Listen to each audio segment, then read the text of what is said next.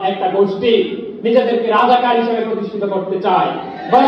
আন্দোলনকে রাজাকারের আন্দোলন হিসাবে যেভাবে ওই ছাত্রলীগ আওয়ামী লীগ প্রতিষ্ঠিত করতে চেয়েছিল, আজকে দেখতে পেলাম এক বছর পর সেই অন্য একটা গোষ্ঠী যারা নিজেদেরকে নিজেদের বাবাকে দাদাকে রাজাকার হিসাবে পরিচয় দিতে স্বাচ্ছন্দ্য বোধ করে।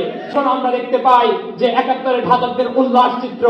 আমরা গত বছর আমরা বলেছিলাম যে তুমি কে আমি কে, স্বৈরাচার রাজাকার রাজাকার, কে বলেছে স্বৈরাচার।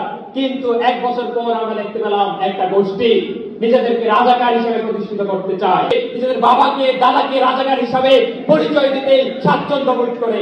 সেই গোষ্ঠীর আস্থাও দেখতে পেলাম। আমরা এমন বাংলাদেশ চাই না। আমরা বিগত সময়ে বুকের পাঠা রেখে সামনে রেখে লড়াই করেছি। আজকের দিন আমরা সেই শক্তি অশুভ শক্তিদের সাথে লড়াই করে যাব। গণঅভ্যুত্থানের যে আকাঙ্ক্ষা, সেই আকাঙ্ক্ষা বাস্তবায়ন করার জন্য আমরা দেশবাসীর জনগণকে সাথে নিয়ে অপরাপর সংগঠনকে সাথে নিয়ে লড়াই করব। এই লড়াইয়ে দেশের জনগণ অংশগ্রহণ করবে। একই সাথে এই লড়াই শুধুমাত্র যে বাংলাদেশ পন্থার কথা আমরা বলছি, সেই বাংলাদেশ পন্থা লড়াই বিজয়ী হতে পারবে তখনই যখন সাম্রাজ্যবাদ বিরোধী শক্তির সাথে ঐক্যবদ্ধ লড়াই করা হবে। আমরা এখন দেখতে পাই যে বাংলাদেশকে ঘিরে একটি সাম্রাজ্যবাদী শক্তি নানান ধরনের তৎপরতা চালাচ্ছে।